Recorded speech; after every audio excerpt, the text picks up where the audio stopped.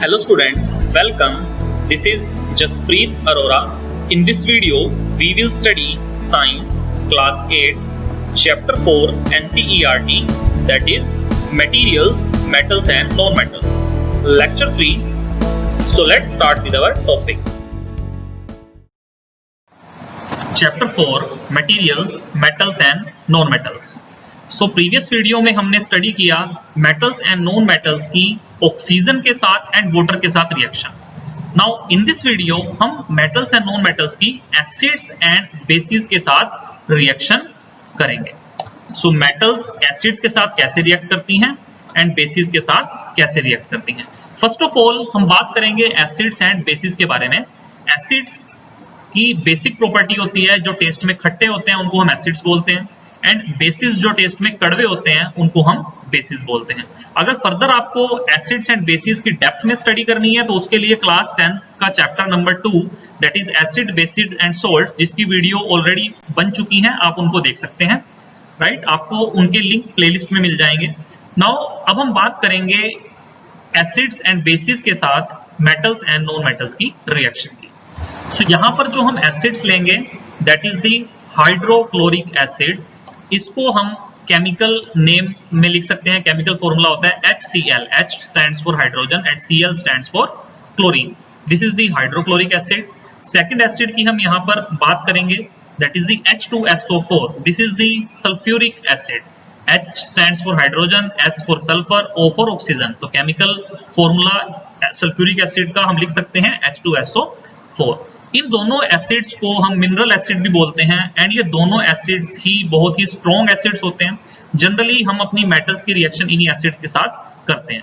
Acids and bases जब metals या फिर नॉन मेटल के साथ रिएक्ट करती हैं तो क्या होता है, इसकी रिएक्शन को समझने के लिए हमारे पास कुछ क्वेश्चंस हैं जो कि एग्जामिनेशन पॉइंट ऑफ व्यू से भी काफी इंपॉर्टेंट क्वेश्चंस हैं. तो आइए हम उन क्वेश्चंस को देखेंगे.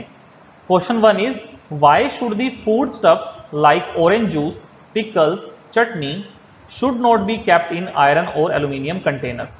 हमें फूड स्टफ्स लाइक चटनी, पिकल्स, अचार या फिर ऑरेंज जूस, इन फूड स्टफ्स को आयरन के या फिर एल्यूमिनियम के कंटेनर्स में नहीं रखना चाहिए.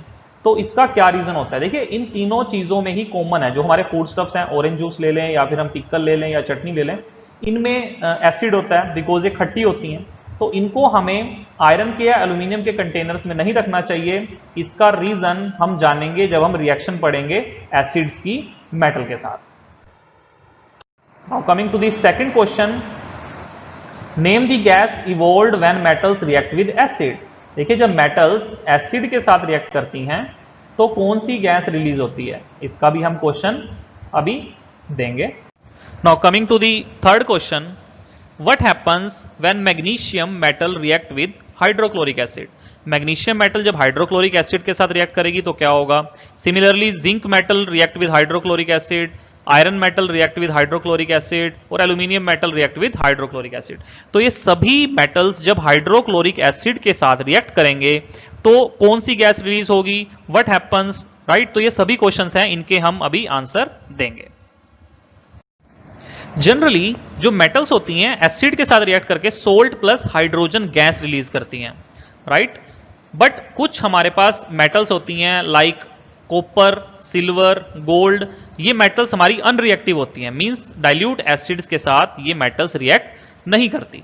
सो फर्स्ट हम बात करेंगे मैग्नीशियम मेटल के बारे में. मैग्नीशियम मेटल जब डाइल्यूट हाइड्रोक्लोरिक एसिड के साथ रिएक्ट करती है तो हमें सोल्ट मिलता है that is the magnesium chloride plus hydrogen gas इस प्रोसेस में रिलीज होती है. तो आइए मैग्नीशियम मेटल की रिएक्शन हम हाइड्रोक्लोरिक एसिड के साथ एक एक्सपेरिमेंट के थ्रू समझेंगे.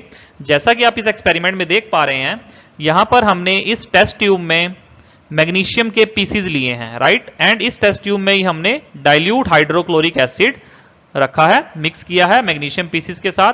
तो यहां पर हमें गैसेस के बबल नजर आएंगे. अब इस गैस को हमने इस डिलीवरी ट्यूब से पास करना है सोप सॉल्यूशन में. ऐसा हमने क्यों किया, बिकॉज जो गैस हमें निकली है उस गैस को हमने टेस्ट करना है और गैस की टेस्टिंग के लिए हम उसको सोप सॉल्यूशन में से पास करेंगे सो दैट इसके बबल्स बन जाएं, राइट. गैस के बबल्स बनाने के लिए हमने सोप सॉल्यूशन में से पास किया. अब यहां पर हमने एक बर्निंग कैंडल रख दी. देखिए जब भी हम हाइड्रोजन गैस की टेस्टिंग करते हैं तो हम बर्निंग कैंडल का यूज करते हैं। मींस कैंडल अगर हम इस गैस के पास लाएंगे तो पॉपिंग साउंड हमें सुनाई देगी। पॉपिंग मींस पटाखों की आवाज आएगी। अगर आपको पटाखों की आवाज आती है, इन दैट केस जो आपकी गैस होगी that will be a hydrogen gas, right. तो हमेशा हाइड्रोजन गैस की टेस्टिंग के लिए हम बर्निंग कैंडल ही उस गैस के पास लाते हैं सो दैट पॉपिंग साउंड आए।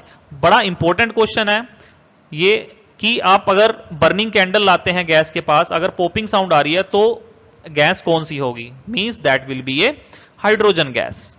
सो यहां पर आप केमिकल इक्वेशन भी देख सकते हैं। मैग्नीशियम को रिप्रेजेंट करते हैं Mg के साथ। S लिखा है बिकॉज मैग्नीशियम हमने सॉलिड फॉर्म में लिया है, उसके पीसीज लिए हैं। एंड HCl एक्वस है, मींस डाइल्यूट HCl है, राइट। सोल्ट बनेगा MgCl2 aqueous magnesium chloride, and हमारी हाइड्रोजन गैस यहां पर रिलीज होगी। जो एरो के राइट साइड में है these are the products, and arrow के जो लेफ्ट साइड में है दीज आर दी रिएक्टेंट्स। इनको बोलते हैं हम reactants. So this is the chemical equation. इस एक्सपेरिमेंट की हमने यहां पर केमिकल इक्वेशन लिखी है। तो बच्चों आपको ये केमिकल इक्वेशन लर्न करनी है। नेक्स्ट हम बात करेंगे aluminium, iron and zinc metals. जैसा कि आप इस स्क्रीन पे देख पा रहे हैं, Al इज एल्यूमिनियम, आयरन का जो सिंबल होता है that is Fe, and Zn represent zinc. तो ये तीनों मेटल्स ही काफी रिएक्टिव मेटल्स होती हैं। अगर ये डाइल्यूट हाइड्रोक्लोरिक एसिड के साथ रिएक्ट करेंगी तो हमें सोल्ट मिलेगा that is the metal chloride, and hydrogen gas release होगी।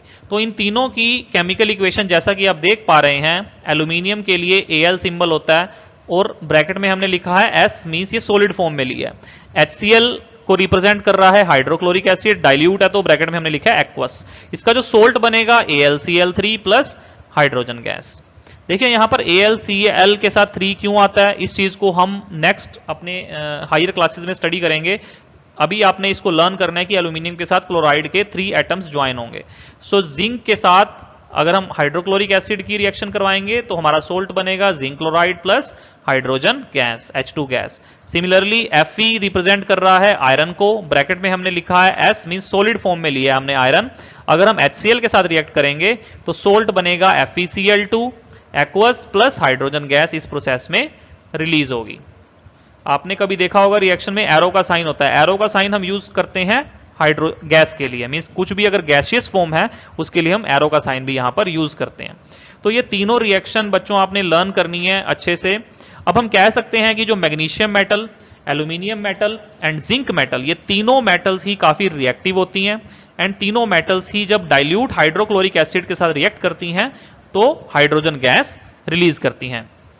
अगर हम बात करें कॉपर की, जैसा कि हमने पहले भी बताया, copper Cu, gold Au and silver Ag represent कर रहा है सिल्वर को, Au means gold and Cu means copper. ये डाइल्यूट एसिड के साथ रिएक्ट नहीं करती, मींस अनरिएक्टिव होती हैं। Copper metal hot and concentrated H2SO4 के साथ रिएक्ट करती है, बट इस केस में हाइड्रोजन गैस रिलीज नहीं होती। सो हमारी जो रिएक्टिव मेटल्स हैं like magnesium, aluminium, zinc, iron, ये एसिड डाइल्यूट HCl के साथ भी रिएक्ट करती हैं एंड हाइड्रोजन गैस रिलीज करती हैं, प्लस इनके सोल्ट्स बनते हैं। Where as copper, gold, silver, these are unreactive metals. ये डाइल्यूट HCl के साथ रिएक्ट नहीं करती, मींस डाइल्यूट एसिड्स के साथ रिएक्ट नहीं करती। बट कॉपर एक ऐसी मेटल है जो कंसंट्रेटेड और हॉट सल्फ्यूरिक एसिड के साथ रिएक्ट करती हैं, बट इस केस में हाइड्रोजन गैस रिलीज नहीं होती।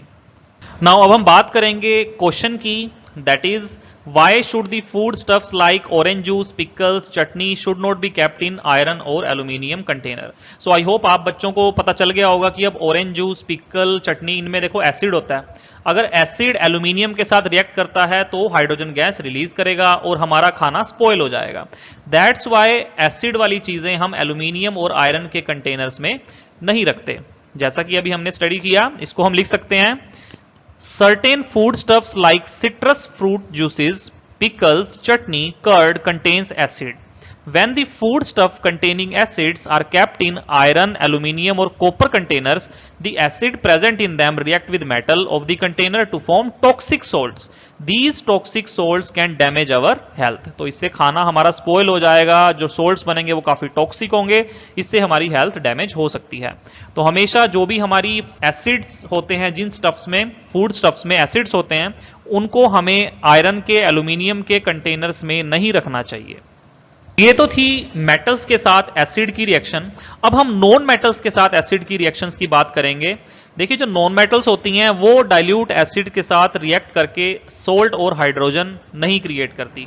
सो स्टूडेंट्स, हमने अभी स्टडी किया कि मेटल्स जब एसिड के साथ रिएक्ट करती हैं तो प्रोडक्ट में हमें मिलता है salt plus hydrogen gas release करती हैं। कुछ मेटल्स हमारी रिएक्टिव होती हैं, बट कुछ हमारी अनरिएक्टिव मेटल्स होती हैं, मींस हाइड्रोजन गैस रिलीज नहीं करती, लाइक कॉपर, गोल्ड, सिल्वर। तो आइए अब हम बात करेंगे मेटल्स जब बेस के साथ रिएक्ट करती हैं तो क्या होता है।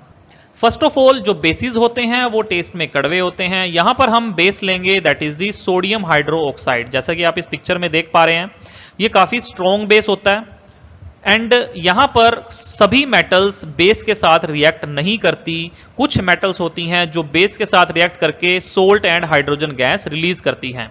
जैसा कि आप देख पा रहे हैं, एल्यूमिनियम मेटल रिएक्ट करती है सोडियम हाइड्रोक्साइड के साथ, हीट करना पड़ता है, एंड इसमें जो सोल्ट बनता है that is the sodium aluminate and hydrogen gas release होती है।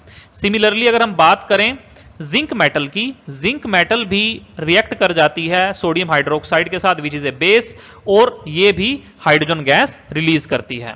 सो रिएक्शन में आप देख सकते हैं NaOH हमारा यहां पर बेस है, एल्यूमिनियम रिएक्ट कर रहा है बेस के साथ, and this is the salt, we call it sodium aluminate. This is sodium, Na is the sodium and AlO2 is the aluminate, and hydrogen gas release हो रही है। सो हम कह सकते हैं कि सभी मेटल्स बेस के साथ रिएक्ट करके salt plus hydrogen gas release नहीं करती। Only few metals like aluminium, zinc ही बेस के साथ रिएक्ट करती हैं और हाइड्रोजन गैस रिलीज करती हैं। सो ये तो थी हमारी मेटल्स की बेसिस के साथ रिएक्शन। अब नॉन मेटल्स की बेसिस के साथ रिएक्शन थोड़ी सी हम कॉम्प्लेक्स होती हैं, जो कि हमारे सिलेबस में नहीं है, मींस हमारे स्कोप में नहीं है, राइट, NCERT के स्कोप में नहीं है, एंड इसको हम फर्दर हायर क्लासेस में स्टडी करेंगे। अगर आप नॉन मेडिकल लेते हैं 11th या 12th क्लास में, इन दैट क्लासेस आप नॉन मेटल की बेसिस के साथ रिएक्शन स्टडी करेंगे। So students, in this video हमने एसिड्स एंड बेस के साथ मेटल एंड नॉन मेटल कैसे रिएक्ट करते हैं इसको स्टडी किया, एंड कुछ हमने क्वेश्चंस भी बीच में स्टडी किए। इन दी नेक्स्ट वीडियो हम बात करेंगे कुछ और टॉपिक्स की, सेम ही चैप्टर से related. If you like this video then please do share and subscribe to my channel. That's it, thanks for watching.